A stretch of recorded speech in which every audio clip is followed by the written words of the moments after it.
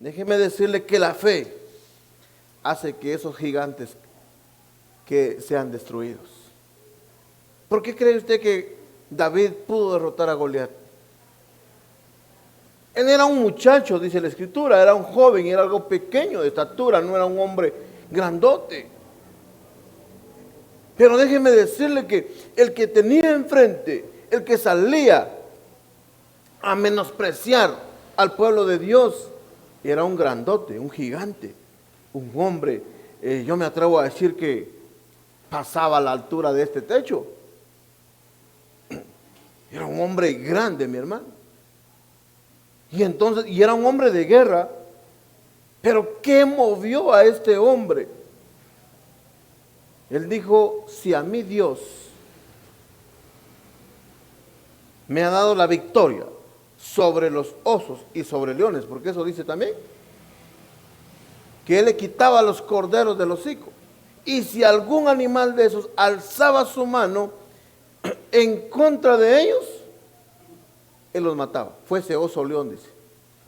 La fe, la convicción de que había un Dios poderoso al cual David nunca había visto con sus ojos.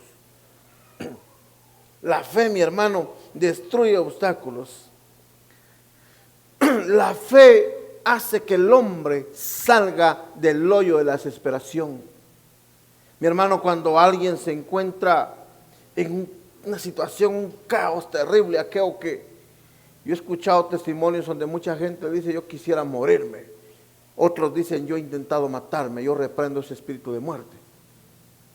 Pero mucha gente ha dicho eso en su corazón, en su alma, que prefiere mejor morir que seguir en la situación que se encuentra. Pero déjeme decirle, mi hermano, que la fe nos hace salir del hoyo de la desesperación. Vea, Job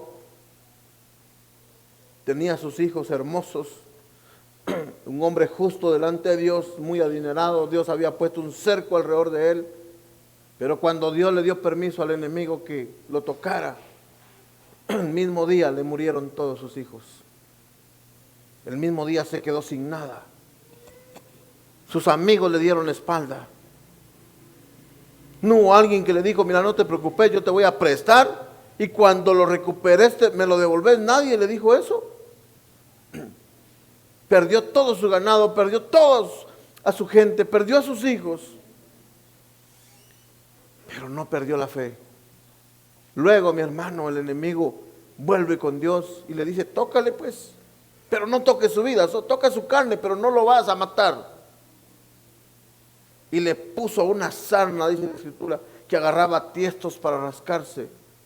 Yo me imagino un pedazo de teja, un pedazo de piedra, un pedazo de bloque, para rascarse, hermano. Y la mujer le dijo, maldice a tu Dios. Y él dijo, Dios dio y Dios quitó. Sea grande el nombre del Señor. Mi hermano, eso es fe. Por eso la fe, mi hermano, del cristiano le saca del hoyo de la desesperación. La fe, mi hermano, lo lleva a otro nivel. La fe lo hace llevarle a otro nivel. A Josué no le habían dado la palabra. Josué solo escuchó que había una tierra que fluye leche y miel. Y cuando escuchó eso se pegó a Moisés y dijo, yo quiero esa tierra que fluye leche y miel. A pesar de eso, el Señor permitió que vagaran 40 años en el desierto, dice la escritura. Pero Josué nunca decayó su fe. Cuando fue a reconocer la tierra, vio que era una tierra que fluye leche y miel. Y que habían obstáculos, pero que los podían vencer. A la edad de 85 años, dice la escritura, pasó, tomó la tierra, la conquistó y repartió la tierra a su gente. Mi hermano lo llevó a otro nivel. Josué se volvió como un emperador, un hombre reconocido. ¿Por qué? Por la fe. La fe nos lleva a otro nivel. Yo le pregunto esta mañana, y es el título de la prédica, ¿usted puede afirmar su fe esta mañana, mi hermano? Afirme su fe y crezca en ella. Crezca en ella. Si tan solo el hombre le creyera a Jesucristo y a su palabra, mi hermano, las cosas cambiarían. Si permanecéis en mí y mis palabras permanecen en vosotros, pedid todo lo que queráis y os será hecho. ¿Es feo, sí o no? Eso es fe. Déjeme decirle, mi hermano, que la Biblia fue escrita por usted y para usted. ¿Sabía usted? Le repito esto, la Biblia fue escrita por usted, por causa suya. Y para usted fue escrita la Biblia. La Biblia es un manual para que usted viva feliz y todo le vaya bien. Ese es el objetivo de la Biblia. Es un manual de vida. Si usted usa el manual correctamente, mi hermano, usted va a encontrar glorias. Por ejemplo, usted compra un equipo de sonido, o un aparato eléctrico, o un electrodoméstico, pero ese equipo es tan moderno que usted no lo sabe usar, pero usted no lee el manual. Y como le dijeron que tiene algunas funciones, pues solo esas 2, 3 sabe usar. Años después se arruina el equipo y lo lleva con un técnico y el técnico le dice, pero es que esto servía para esto y esto para esto y esto también para esto otro. Y ya se le quemó el equipo y nunca lo pudo usar. Eso le pasa a mucha gente. Hay mucha gente que compra un buen teléfono, dejé mi teléfono ahí adentro, carga un buen teléfono y solo para llamar y ser llamado. Mejor cargar un frijolito. Si usted quiere solo llamar y ser llamado, un su frijolito le funciona re bien. Pero si usted carga uno ya más moderno, mi hermano, sáquele provecho. Tiene muchas aplicaciones y le puede poner otras aplicaciones más que van a ser herramientas para su vida. Eso pasa con mucha gente con respecto de la Biblia. Tiene su Biblia, pero como no la lee, y mucha gente sí la lee, pero no tiene fe. Y como no tiene fe, esa palabra no produce efecto en su vida. Quiero ponerle un ejemplo.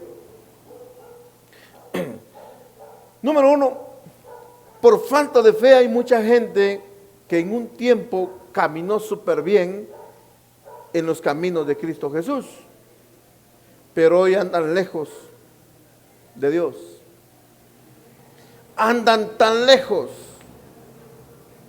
¿Conoce usted cristianos? Gente que un día fue líder, gente que un día tuvo privilegio en la iglesia, pero que hoy andan perdidos en el mundo. ¿Conoce usted gente así? ¿O solo yo conozco? Levánteme la mano el que conoce gente así. Usted solo gente con gente buena se junta, ¿verdad? Usted no conoce de esos. Hay mucha gente, mi hermano, que cuando uno le pregunta, es que yo era cristiano antes, yo iba a tal iglesia. Y otros, así se tenía privilegio. Pero ahora parece que no. ¿Qué pasó? Déjeme decirle, mi hermano, que es por un sentimiento de culpa que hace que mucha gente se acerque. Pero, ¿por qué existe el sentimiento de culpa en un cristiano? Simple y sencillamente por la falta de fe. ¿Sabe usted por qué es falta de fe? Vea lo que dice Primera de Juan 1:9.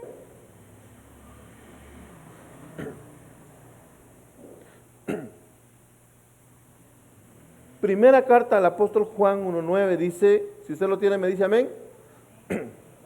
Si confesamos nuestros pecados, Él es fiel y justo para perdonar nuestros pecados. ¿Y qué más dice? Y entonces, ¿por qué la gente se aleja de Dios? Porque hay gente que ha estado bien metida en las cosas de Dios y cuando comete una infracción se aleja. ¿Por qué? Porque hay un sentimiento de culpa. La Biblia dice, si confesamos nuestros pecados, Él es fiel y justo para perdonar nuestros pecados y limpiarnos de todo mal. Eso dice la Biblia. Pero la gente cree que Dios no puede hacer eso con ellos. Y entonces en vez de buscar al Señor, salen huyendo de Dios, se alejan de Dios. Se recuerda el caso de mi hermano de David. Vio a aquella mujer en la terraza, dice la Escritura, se estaba bañando, me imagino que desnuda la mujer, de plano, ¿verdad? No se baña con ropa. Pero no había que le cubriera alrededor. Y mi hermano vio que era hermosa. Y como era el rey, la mandó a traer. Ella le dijo, yo soy esposa de Urías. Mi esposo anda en la guerra. Pero eso no le importó a David, él era el rey. Se acostó y durmió con ella. Y la mujer queda embarazada. Entonces manda a traer al marido y le dice, y lo manda a que se vaya a dormir con su mujer. Y un hombre justo, íntegro delante de Dios dice, no puedo ir, mi señor.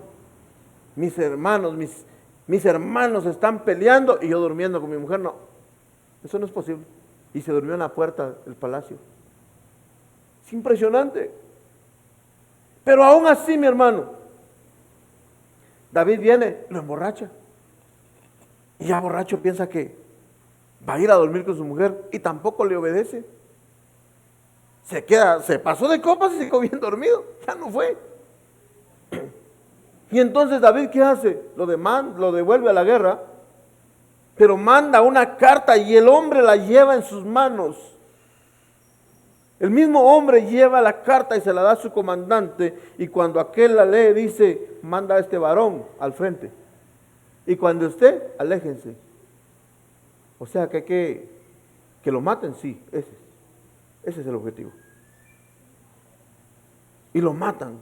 Y él se queda libre. Entonces ya la mujer, pues ya la manda a traer y ya sigue durmiendo y viviendo con ella. Pero se acerca al profeta y le dice, mi señor, le dijo, había un hombre que tenía mucho ganado, pero había otro que tenía solo una cordera. Y el hombre que tenía mucho viene, le quita el cordero, se la mata y se la come. Y dice que cuando le estaba contando esta anécdota, el profeta, el rey David encendió en ira y le dijo que muera ese hombre.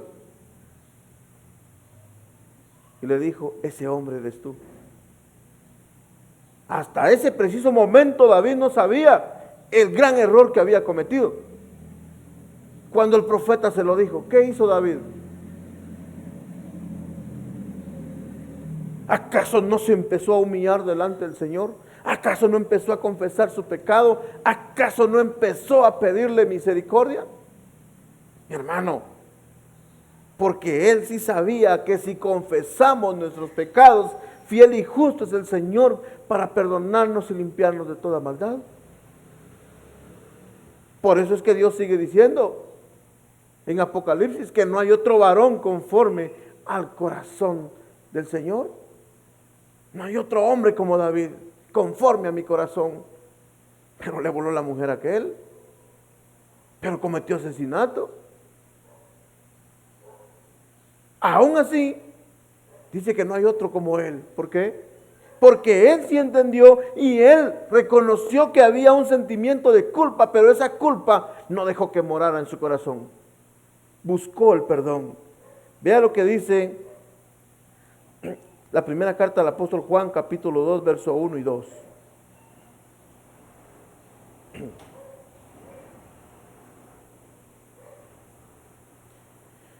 Hijitos míos, estas cosas os escribo para que no pequéis, y si alguno hubiere pecado, abogado tenemos para con el Padre, a Jesucristo el justo, y Él da la propiciación por nuestros pecados, y no solamente por los nuestros, sino también por los de todo el mundo.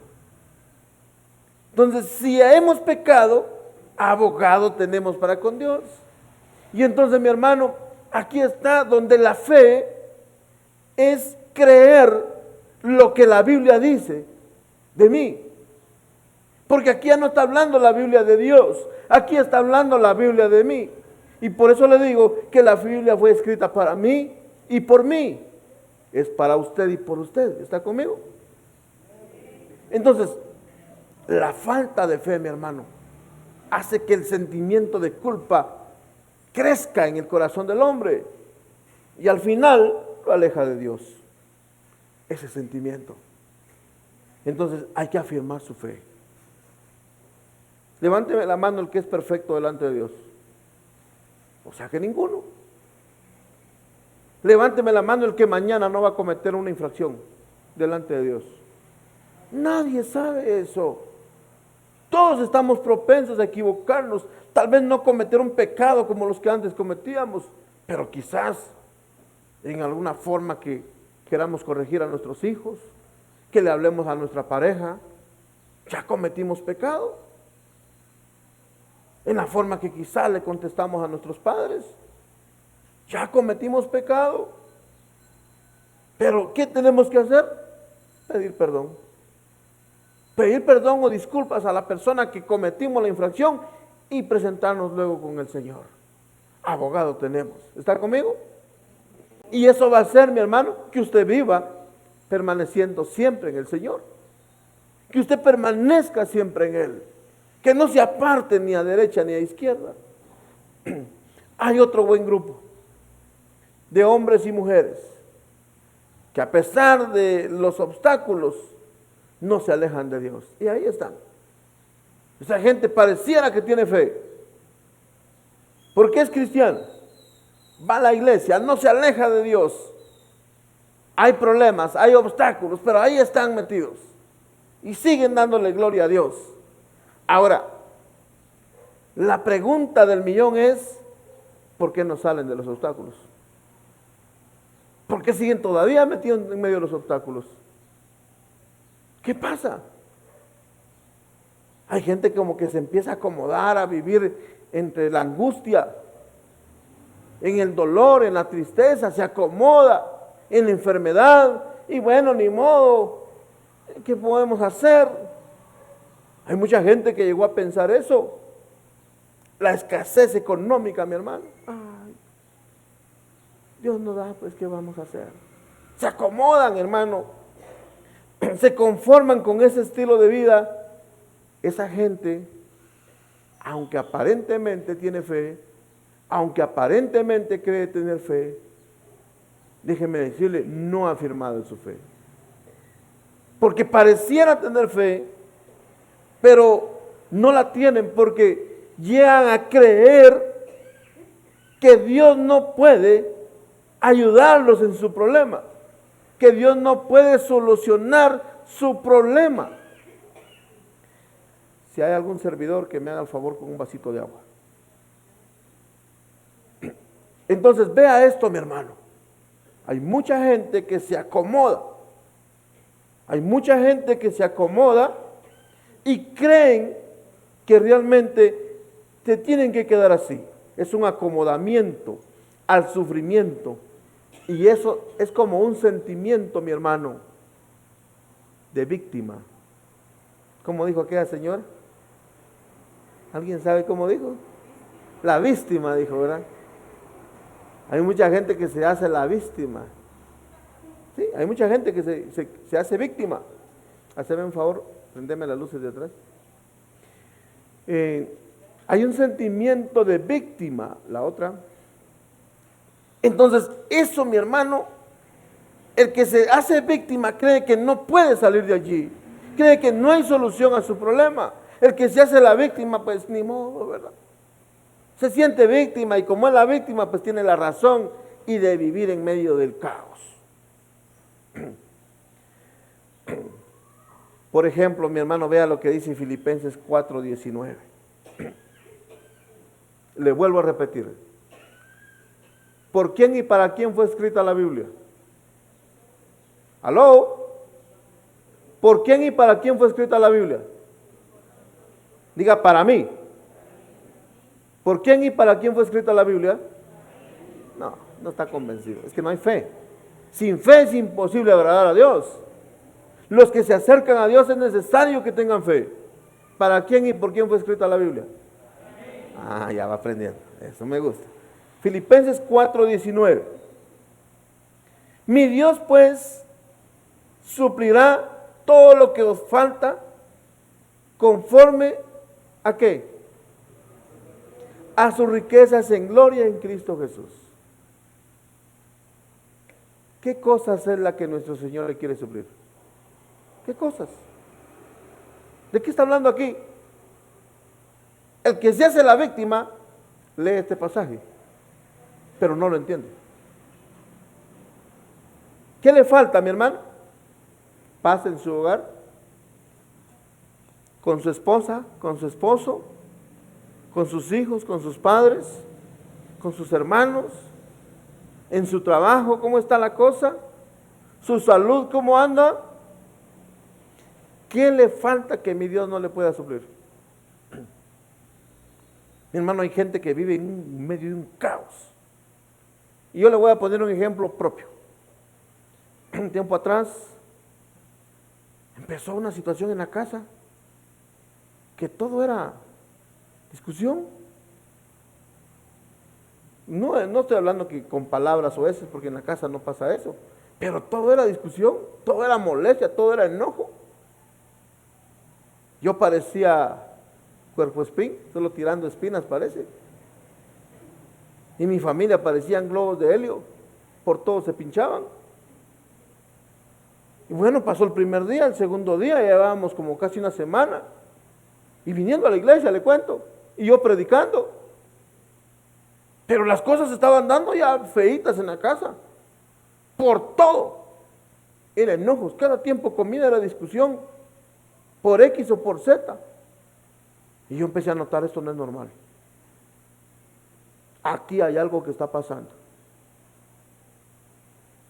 Y empecé a orar. Y empecé a buscar al Señor y a decirle, y ya me tocaba el siguiente tiempo comida. Y yo dije, no voy a ir a sentarme a la mesa y a pelear. Y empecé a buscar de Dios y empecé a clamarle, empecé a pedirle que mandara ángeles a mi hogar. Que llegara la paz de nuestro Señor. Y empecé a rogar y a pedir.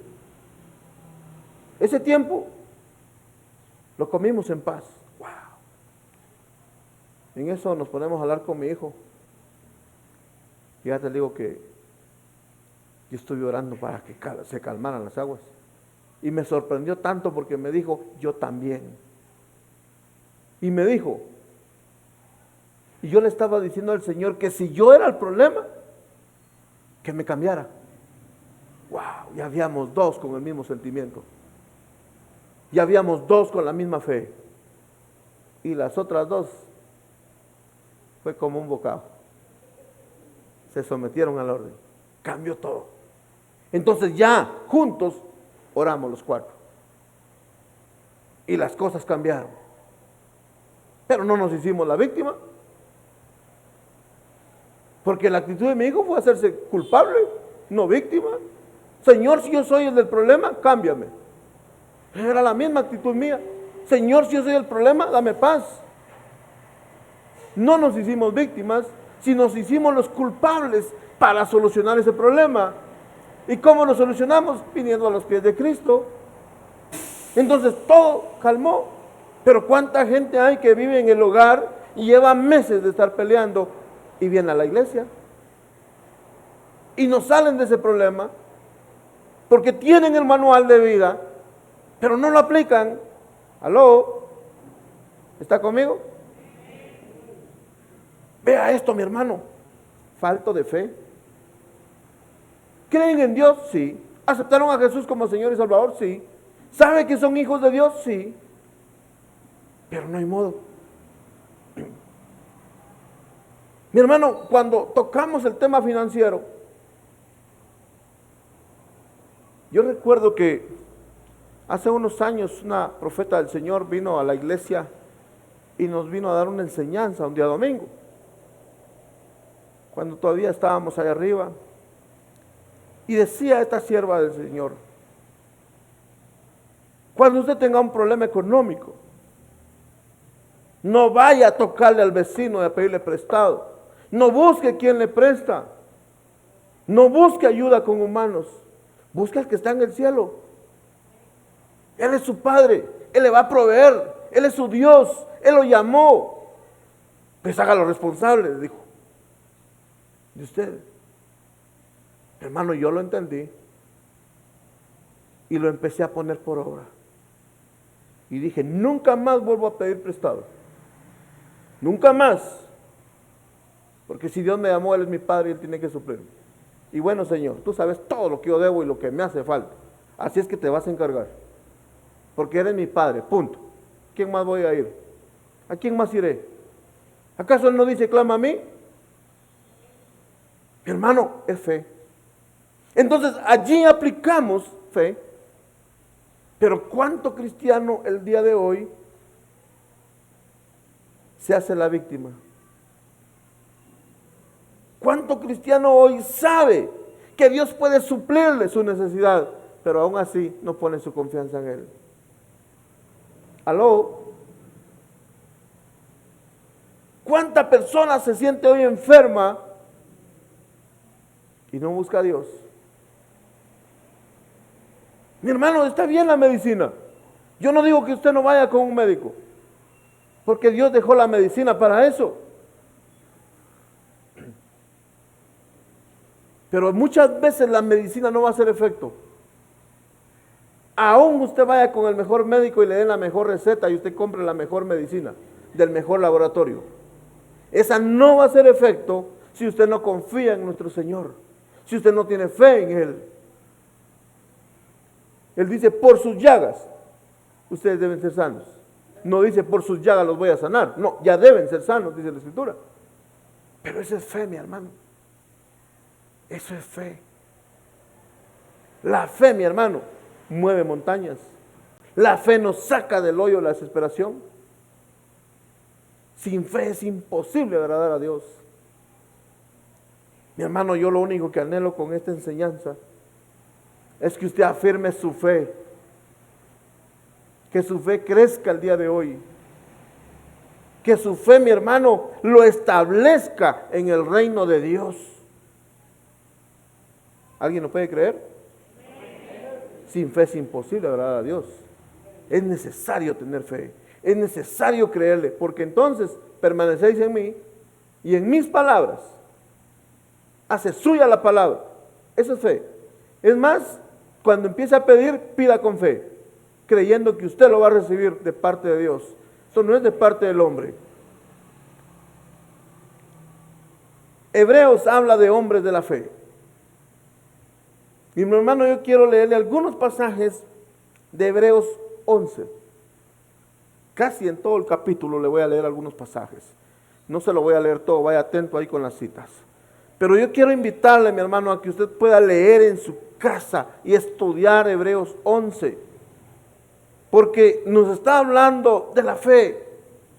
Dice, es pues la fe, la certeza de lo que se espera, la convicción de lo que no se ve. Eso es la fe. La fe es esa convicción, esa certeza de lo que yo no veo. Yo sé que Dios es mi Padre. No lo puedo ver, no lo puedo tocar o abrazar, pero sí puedo percibir que Él está aquí. Yo puedo sentir que su presencia está en medio de nosotros. A Jesús nosotros no lo vimos morir, solo está en la Biblia. Solo hay una redacción de la vida y sufrimiento de Él. Pero por fe, mi hermano, sabemos y creemos que Él murió por nosotros y que ahora somos hijos de Dios, por fe. Entonces apliquemos la fe en todas las áreas de nuestra vida. Apliquemos la fe, mi hermano. Verso 3. Le voy a leer el verso 2. Porque por ella alcanzaron buen testimonio los antiguos. Verso 3. Por la fe entendemos haber sido constituido el mundo, el universo, por la palabra de Dios. Por la fe es que nosotros creemos en Génesis 1:1. Génesis capítulo 1. No creemos en la teoría de Darwin. No creemos que venimos del mono, ni por el Big Bang. No creemos eso. Por la fe sabemos que Dios dijo, hágase la luz y la luz fue hecha. ¿Está conmigo? Verso 4. Por la fe, Abel ofreció a Dios más excelente sacrificio que Caín. Vea, mi hermano, ¿cómo fue eso? Porque Dios no estaba pidiéndole ofrenda. Pero ¿cuál fue la fe entonces que habla aquí? Él dijo, yo le quiero ofrecer algo a Dios y Dios me lo va a aceptar. Dios se va a agradar, yo quiero ver a Dios. Yo no sé si Caín y Abel, ellos sí miraban a Dios cara a cara. Mi hermano, quisieron agradar a Dios voluntariamente, y eso es fe. Verso 5. Por la fe no fue traspuesto para no ver muerte. Un hombre que fue arrebatado, caminó íntegramente, correctamente, por la fe. La fe lo hizo ser perfecto en todos sus caminos. La fe hizo, mi hermano, que este hombre no viera la muerte. Verso 6. Sin fe es imposible agradar a Dios, porque es necesario que el que se acerca a Dios crea que le hay. Mi hermano, cuando usted doble sus rodillas, cuando usted incline su rostro, cuando usted se acerque a decirle gracias, a bendecir sus alimentos o a pedir algo, mi hermano, hágalo creyendo que Dios está enfrente de usted, que Dios lo está escuchando. Porque me he topado con gente que dice que yo no sé si a mí Dios me escucha. ¿Usted cree que Dios tiene sucios sus oídos? ¿Usted cree que Dios está sordo? Así escucha todo. Es más, la Escritura dice que Él escucha lo que no ha salido de nuestra boca, solo lo que está en nuestro corazón. Vea eso, mi hermano. Eso es fe. Entonces, cada vez que usted desea algo, ya sabe que Dios también lo sabe, que Dios lo entiende. Por eso dice la Escritura que Él concede los anhelos del corazón del hombre. ¿Está conmigo? Verso 7. Por la fe, Noé, cuando fue advertido por Dios acerca de cosas que aún no se veían, con temor preparó el arca en su casa, que se salvase. Que su casa se salvase. 120 años construyendo un barco. Me imagino, para comenzar, ir al bosque, ver los árboles que daban la medida, meterles hacha, jalarlos para el lugar donde tenía que construirse, empezar a darle forma. Mi hermano, Noé había ido a la escuela para ser un técnico y aprender a leer planos. Había ido a la escuela de arquitectura, porque le entregaron planos, le dieron un diseño. Nunca había llovido en la tierra, porque hasta ese entonces no llovía. Hasta ese entonces la tierra era mojada por un vapor que salía de los ríos. Vea esto, es impresionante. Pero la fe hizo que Noé creyera a Dios. Verso 8. Por la fe Abraham, siendo llamado, obedeció a salir del lugar que había de recibir como herencia. El verso 9 dice que por la fe habitó como extranjero. Y el verso 11 dice que por la fe también la misma Sara, su esposa, siendo estéril, recibió fuerza para concebir. Pero eso es fe. 75 años. Mi esposo iba a tener deleite, dijo. O sea que ya no había intimidad, ya no habían relaciones íntimas. Pero Dios vino y rejuveneció al varón y la rejuveneció a ella. La fe, la promesa. ¿Le han dado una palabra similar a usted? ¿Le han dado una palabra de bendición a su vida? ¿Por qué no ha creído? Crea, afirme su fe.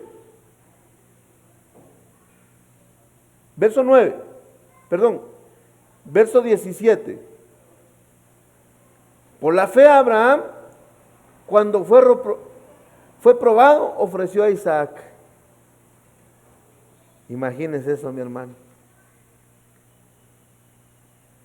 Le dijo Dios, mira pues le dijo, el hijo que tenés con Agar, a Ismael, no es el hijo de la promesa. A él también lo voy a bendecir porque es tu hijo y va a ser padre de 10 naciones. Pero no es lo que yo te he prometido. Lo que yo te he prometido es otro. Un hijo de ti y de tu esposa, Sara. Y luego le nació Isaac. Cuando el varón empezó a crecer y ya era casi un hombre, le dijo, entrégamelo, sacrifícalo para mí. ¿Y qué dijo Abraham?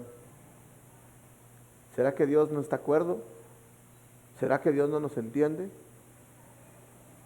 Bueno, él dijo que ese era el hijo de la promesa. Entonces, mi hijo, vamos y cumplamos. Porque dice en el verso, tenemos el verso 17, el que había recibido la promesa ofrecía a su unigénito, habiéndosele dicho, en Isaac te será llamada descendencia. Verso 19, pensando que Dios es poderoso para levantar aún de entre los muertos, de donde en sentido figurado también le volvió a recibir. En la mente de Abraham, según el pasaje de Hebreos 11, él entendió, lo voy a matar, se lo voy a sacrificar, y de ahí Dios me lo va a revivir. Eso es lo que está diciendo aquí. Dios lo va a volver a revivir, porque Dios no es Dios de muertos, sino que es Dios de vivos. Y entonces yo se lo sacrifico y ya le vuelve a dar vida. No hay problema. La fe. Esa es fe, ¿sí o no? Creer que Dios iba a hacer eso. Mas eso nunca pasó. Solo le dijo, ya conozco tu corazón, que no me rehusases al muchacho. Y la fe lo hizo ser amigo de Dios. Pero a ese entendimiento de fe, yo le aseguro que no todos vamos por ese mismo lugar. Pero debemos de llegar a ese nivel de fe. Verso 20. Por la fe bendijo Isaac a Jacob. 21. Por la fe Jacob al morir bendijo a cada uno de sus hijos, a cada uno de los hijos de José. Él sabía que iban a levantarse 2 naciones de allí. Verso 23. Por la fe Moisés cuando nació fue escondido 3 meses por sus padres y no tuvieron temor al decreto que el rey había dado. Fue el único niño que no murió. 3 meses vivió. Verso 24. Por la fe Moisés, hecho ya grande, rehusó llamarse hijo de la hija de Faraón. Qué impresionante, ¿verdad? Renunció al trono, renunció al poder por la fe. Sabía que Dios lo había guardado con propósito y que Dios iba a hacer algo grande de él. Él no sabía qué, pero su fe superó a todo el oro y la plata que le pusieron enfrente, a todos los títulos que él podía haber obtenido como nieto de Faraón. Verso 27. Por la fe dejó a Egipto no temiendo la ira del rey. Por la fe, el verso 28, celebró la Pascua y la aspersión de la sangre. Verso 29, por la fe pasaron el mar rojo como por tierra seca. Verso 30, por la fe cayeron los muros de Jericó. Verso 31, por la fe Rahab, la ramera, no pereció. Verso 32, ¿qué más digo? porque el tiempo me faltaría contando de Gedeón, de Barak, de Sansón, de Jefte, de David, así como de Samuel y de los profetas que por fe conquistaron reinos. Hermano, yo anhelo con todo mi corazón que esta mañana su fe crezca. Dios lo quiere bendecir en gran manera. Dios lo quiere bendecir. Yo no sé si alguien está pasando alguna situación de la que le hablé. Yo no sé si alguien se encuentra metido en obstáculos, en dificultades. Yo no sé si alguien en su casa está viendo un caos, que vienen a la iglesia pero regresan peleados. Eso no puede seguir. Eso no puede ser así. Yo no sé si alguien tiene algún problema económico. Yo no sé si alguien está pidiendo un milagro a Dios. Pero la fe debe ser grande. Es el tiempo de creerle. Es el tiempo de creerle. Y yo estoy creyendo, mi hermano, que Dios va a hacer cosas grandes. Póngase de pie.